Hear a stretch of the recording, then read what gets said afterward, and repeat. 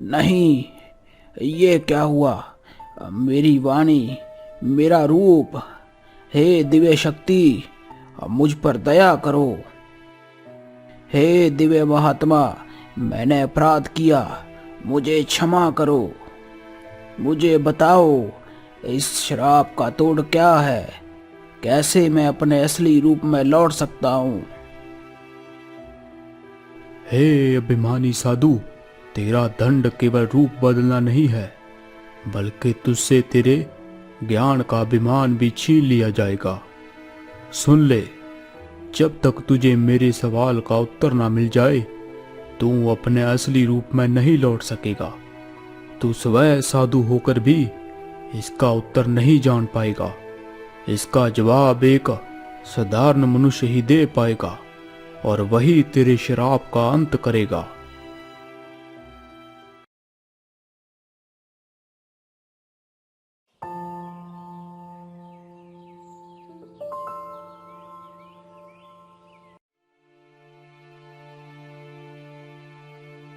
सुनो जी, हर रोज लकड़ियां काटने जाना क्या तुम्हें अच्छा लगता है?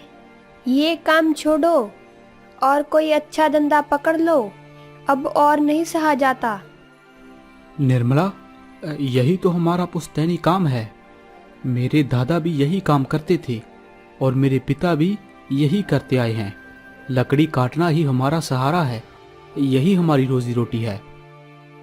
पर जरा सोचो, तुम रोज पेड़ काटते हो, पता नहीं कितने जीवों का घर उजाड़ देते हो। पक्षियों के घोंसले टूटते हैं, हरियाली खत्म होती है, और बदले में हमें क्या मिलता है? तंगी भरा जीवन, फटे पुराने कपड़े और दूसरों के आगे झुकना। निर्मला, मैं तुम्हारी बात समझता हूँ, लेकिन मैं और करूँ भी तो करूँ क्या? तुम्हें भी पता है, मेहनत की रोटी सबसे बड़ी दौलत होती है।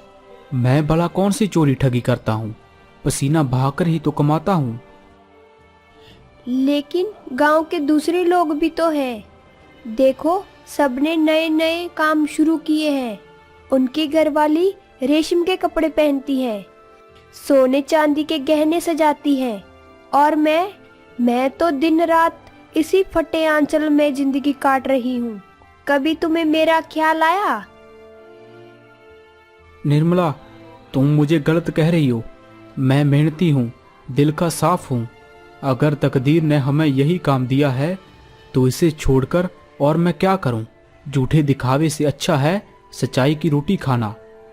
देखो, तुम्हारी जिद ही हमारी गरीबी की जड़ है।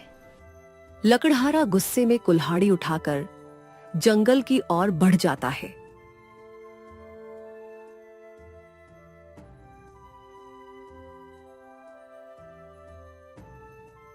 रास्ते में उसे उसका पड़ोसी मिलता है। ओ ओ भैया, आज सुबह तुम्हारे घर से बड़ा जोरों का शोर सुनाई दे रहा था। क्या भाभी जी तुम्हें डांट रही थी? क्या तुमने कोई गलती कर दी? गलती तो वही करता है जो काम से भागता हूँ। मैं तो मेहनत करता हूँ, और मेहनत करने वाले को चाहे लोग ताने दे या डांटे, आखिर में मेहनत ही उसका सहारा बनती है। अरे, ये क्या जवाब दिया? मतलब तुम्हें बुरा नहीं लगा कि भाभी जी तुम्हें सबके सामने डांट रही थी? देख रामलाल, पत्नी का गुस्सा उसके दुख से निकलता है। घर की परेशानियों का बोझ वो मुझसे ही कहेगी ना, और किससे कहे? मुझे डांट सुनकर भी खुशी होती है, क्योंकि इसका मतलब है कि वो अभी भी मुझसे उम्मीद रखती है। जिस दिन वो बोलना बंद कर देगी, समझ लेना कि उम्मीद भी खत्म हो गई। हाँ, सही कहते हो भैया, तुम सच में दिल के साफ आदमी हो। तुम्हारी यही सोच तुम्हें दूसरों से अलग बनाती है।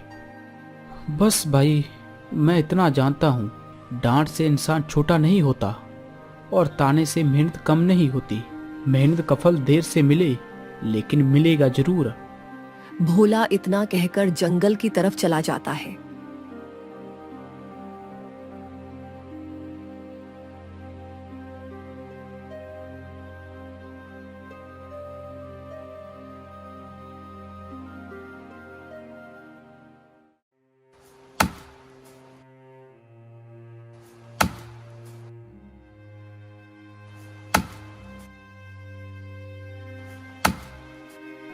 बहुत जोरों की धूप है। कुछ और लकड़ियां काट लेता हूँ, फिर सेठ के लिए लकड़ियां पूरी हो जाएंगी।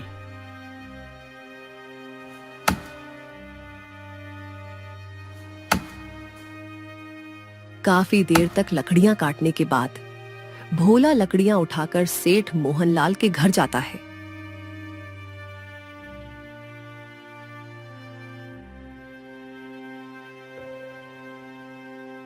ओ सेठ जी, सुनो, कहाँ हो?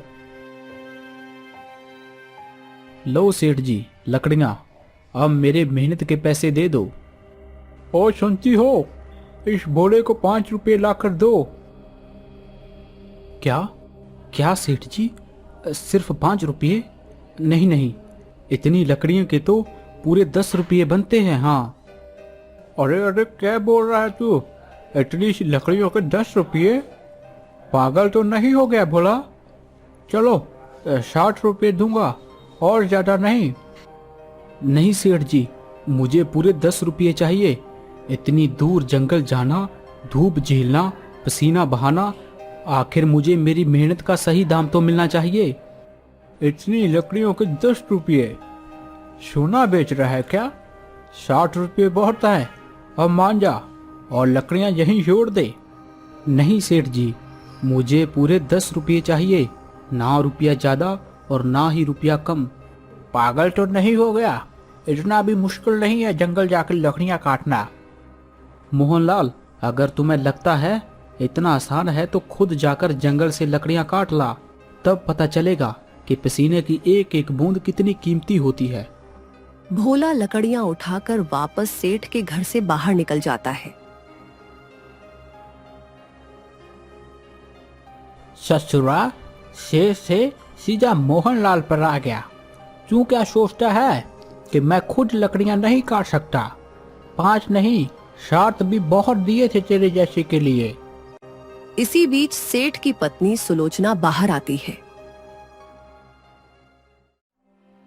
अरे क्यों झगड़ा कर रहे हो? दे देते ना इसे 10 रुपए, तुम्हारा क्या जाता? 10 रुपये? ओह, तुम्हें पता है ये 10 रुपये क्या होते हैं? मैंने ये घर मकान एक रेख पैसा जोड़कर बनाया है। ये सब मेहनत की कमाई है। हाँ, तुमने मेहनत की, पर लोगों का सम्मान और इंसानियत भी तो मायने रखती है। यह भोला हर रोज मेहनत करके आता है। वो मुझे कमजोर समझता है क्या? अब भी मेरे बाजुओं में उतनी ही जान है। मैं खुद जाकर दिखा दूंगा कि लकड़ी काटना मेरे बस की बात है। बिना और देर किए सेठ अपनी पुरानी कुल्हाड़ी उठाता है और वह तेज चाल में जंगल की ओर चल देता है। सुलोचना दुविधा में देखती रह जाती है। हे राम, इसका तो बुढ़ापे में दिमाग ही खिसक गया है। एक एक रुपया के लिए सबके सामने झगड़ा करता है। अब खुद कुल्हाड़ी उठाकर जंगल जाएगा।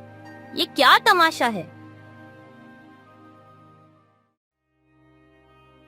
भोला लकड़ियों का गट्ठा लेकर अपने घर पहुंचता है। अरे क्या हुआ जी, आप मुंह लटकाए हुए क्यों खड़े हैं? और ये लकड़ियां सेठ को देकर नहीं आए? कुछ नहीं निर्मला, आज तो सेठ मोहनलाल लकड़ियों के पैसे बिल्कुल ही कम दे रहा था, जैसे ये मिट्टी हो। मैं तो हमेशा तुम्हें समझाती आई हूँ, पर वो सेठ क्या समझेगा तुम्हारी मेहनत को। हाँ निर्मला, तू सही कहती है। आज से मैं कभी लकड़ियों का काम नहीं करूंगा। मैं कल से कोई और काम ढूंढूंगा, कुछ ऐसा जिससे मेरी मेहनत भी सही लगे और मेरी वजह से किसी को कष्ट भी न पहुंचे। हाँ बोले, अब तुम्हारे मुख से ये बातें सुनकर मुझे सुकून मिला। सेठ जंगल में पहुंचता है। हाँ, ये भोला बिना खुद को बहुत चालाक समझता है। कहता है लकड़ियां काटना मुश्किल काम है। अरे क्या मुश्किल है? कुल्हाड़ी उठाओ और धड़ा धड़ पेट काट डालो। इतनी सी लकड़ियों के लिए 10 रुपये मांग रहा था, जैसे सोना बेच रहा हो। मैं मोहनलाल, शेष मोहनलाल, अगर चाहूं तो 100 लकड़हारे खड़ा कर सकता हूँ। सोचता है मैं बूढ़ा हो गया हूँ, अब मुझ में ताकत नहीं बची। अरे भोला, आज तुझे दिखाऊंगा कि शेष के बाजू में अब भी दम बाकी है। यही ठीक रहेगा, बड़ा पेड़ है, लकड़ी भी खूब मिलेगी। वह कुल्हाड़ी उठाकर तने पर पहला वार करता है। तभी अचानक गहरी आवाज गूंजती है। रुको रुको, मुझे याद करो। सेठ चौंक कर इधर उधर देखता है मगर कोई नहीं दिखाई देता। कौन बोल रहा है? सामने आओ। ऊपर देखो, ऊपर। सेठ ऊपर नजर डालता है। पेड़ की ऊंचाई पर एक बोलने वाला काला कौवा बैठा था। काला कौवा उसकी ओर घूरता है। हाँ, मैं ही बोल रहा हूँ। मुझे श्राप से मुक्त करो, मुझे याद करो। सेठ की आंखें फटी की फटी रह जाती हैं। ये कैसा कौवा है? ये बोल कैसे रहा है? हे भगवान, ये तो कोई अलौकिक शक्ति है। मैं यहाँ एक पल भी नहीं रुक सकता। भागो मोहनलाल, भागो यहाँ से। डर से उसकी हालत खराब हो जाती है। वह अपनी कुल्हाड़ी वहीं छोड़कर जंगल से भाग खड़ा होता है।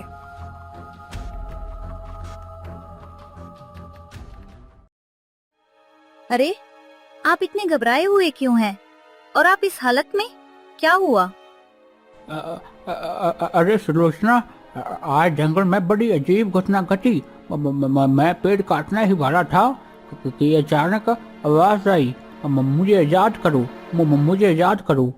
मैंने ऊपर देखा तो एक काला कौवा बोल रहा था। उसकी बड़ी बड़ी आंखें। मैं डर गया और डर के मारे वहां से भाग आया। मैंने कहा था ना तुम्हें। क्यों गए थे? अगर आपको कुछ हो जाता तो क्या कर लेते इस धन दौलत का? भोले को उसके 10 रुपए दे देते तो तुम्हारा क्या जाता? तुम भी अपनी मनमानी करते हो।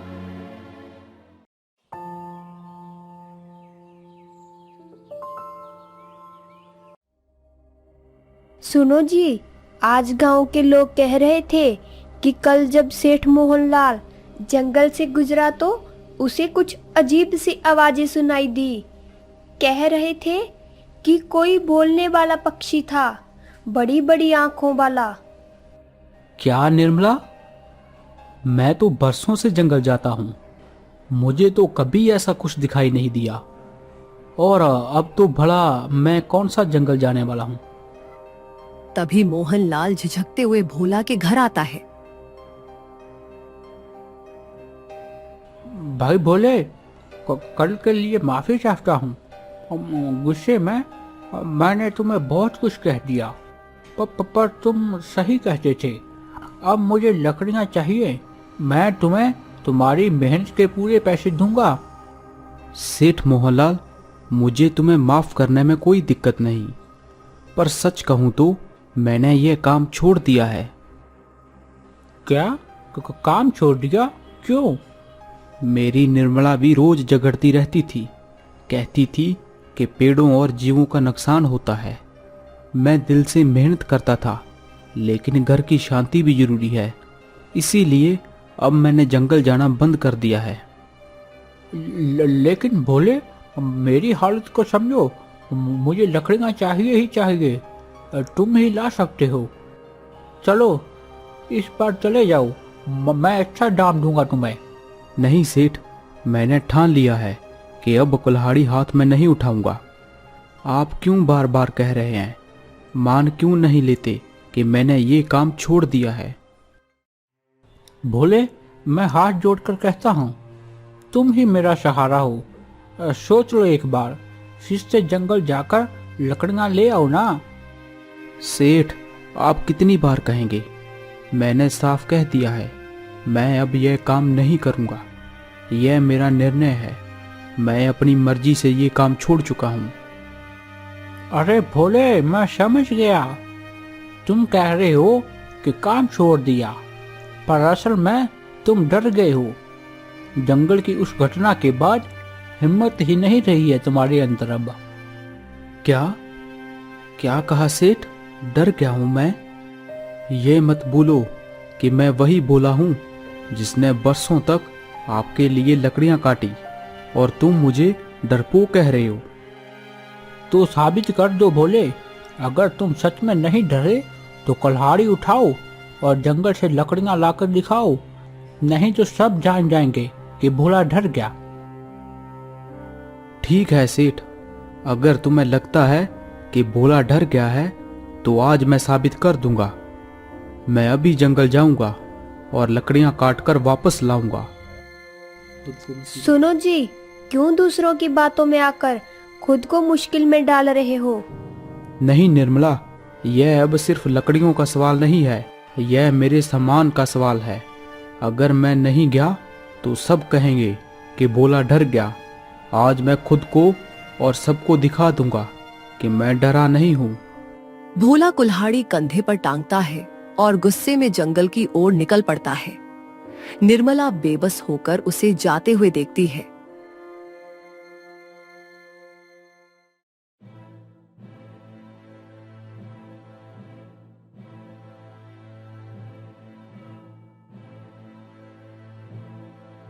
वह एक बड़े से पेड़ के पास पहुंचता है। कुल्हाड़ी उठाकर पेड़ पर वार करने ही वाला होता है कि अचानक हवा में एक गूंज उठती है। रुको, ओ बोले, मत करो वार, मत करो।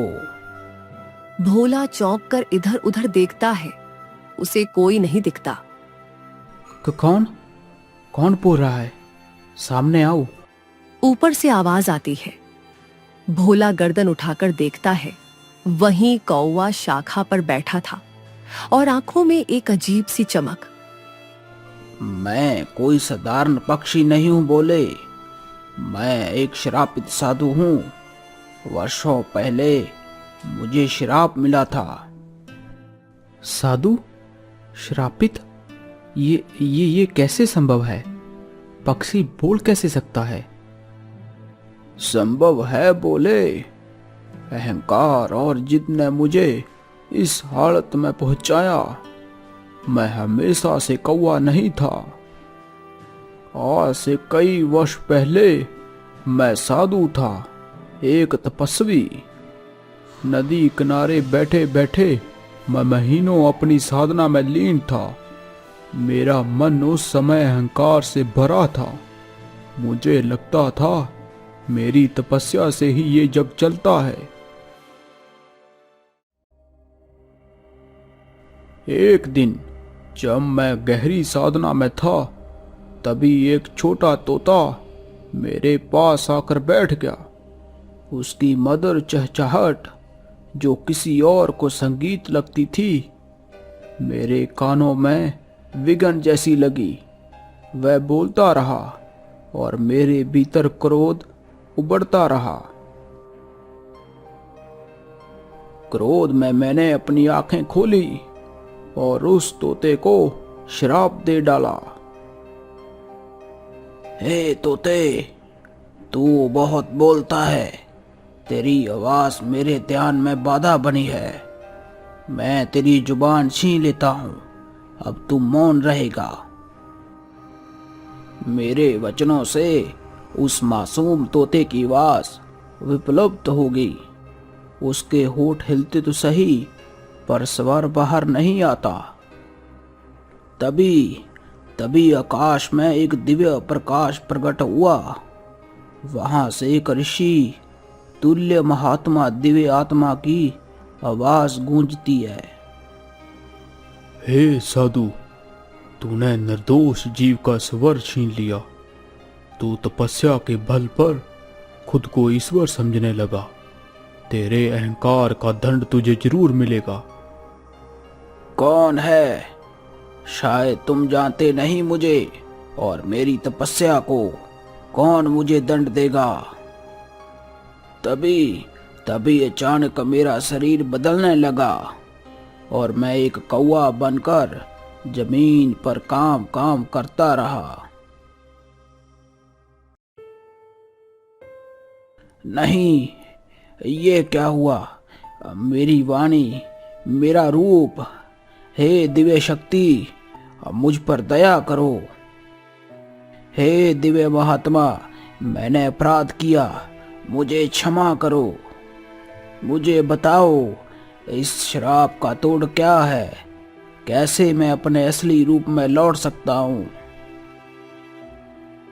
हे अभिमानी साधु, तेरा दंड केवल रूप बदलना नहीं है, बल्कि तुझसे तेरे ज्ञान का अभिमान भी छीन लिया जाएगा। सुन ले, जब तक तुझे मेरे सवाल का उत्तर ना मिल जाए, तू अपने असली रूप में नहीं लौट सकेगा। तू स्वयं साधु होकर भी इसका उत्तर नहीं जान पाएगा। इसका जवाब एक साधारण मनुष्य ही दे पाएगा, और वही तेरे श्राप का अंत करेगा। तब से बोले मैं भटक रहा हूँ। कहाँ कहाँ जाकर मैंने पश्चाताप नहीं किया, लेकिन मैं इस श्राप से मुक्त नहीं हुआ। जिसे भी पुकारा वो मुझसे डरकर भाग जाता।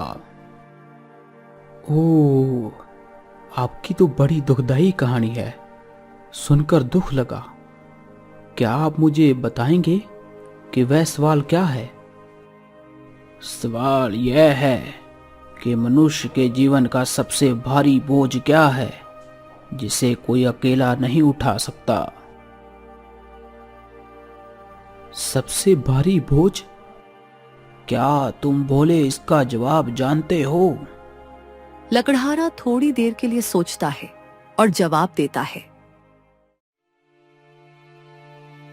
सबसे भारी बोझ तो है दूसरों का दुख अकेले उठाना। जब तक कोई अपने दुख को बांट ना ले, तब तक वह बोझ पहाड़ से भी भारी होता है। और जब कोई सच्चे मन से किसी का दुख बांट लेता है, तो सबसे बड़ा बोझ भी हल्का हो जाता है। यह सुनते ही साधु का कौए वाला रूप टूटने लगता है और वह अपने साधु रूप में आ जाते हैं। हे लकड़हारे, तुमने तो कमाल कर दिया। मैंने सोचा तपस्या ही सबसे बड़ा धर्म है, पर आज जाना कि साधारण करुणा और सेवा ही असली तपस्या है। तूने आज वह उत्तर दिया जो मुझे शास्त्रों से नहीं मिला। भोले, अब बता, तुझे क्या चाहिए? मैं तुझे वरदान दूंगा। महाराज, मुझे आपसे कुछ नहीं चाहिए। मैं तो बस लकड़ियां लेने आया था। लोग कहते थे कि मैं डरपोक हूँ, इसलिए आज साबित करना चाहता था कि मैं डरपोक नहीं। भोले, आज से तुझे जंगल में लकड़ियां काटने की जरूरत नहीं। मैं तुझे इतना धन दूंगा कि तू अपना जीवन अच्छे से जी सके और अपने परिवार का जीवन भी संवार सके। यह पेड़ मात्र लकड़ी नहीं, इन पर असंख्य जीवों का घर है। हर जीव जंतु का इस पर उतना ही अधिकार है जितना तेरा और मेरा। हम उन्हें कष्ट नहीं पहुंचा सकते।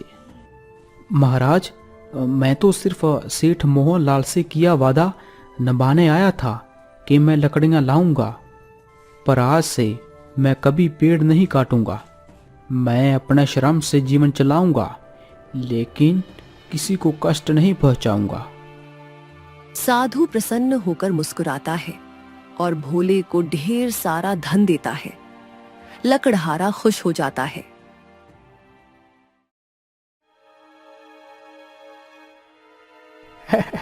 अरे भोले, तू सच में लकड़ियां लेकर आ गया?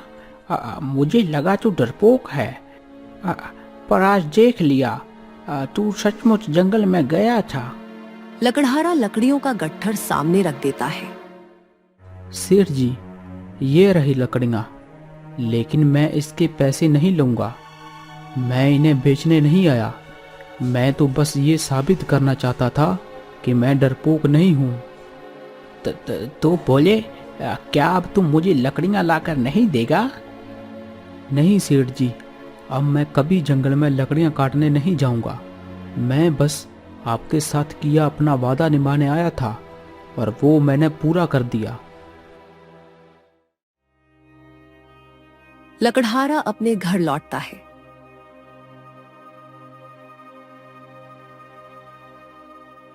उसकी पत्नी निर्मला उसका इंतजार कर रही थी।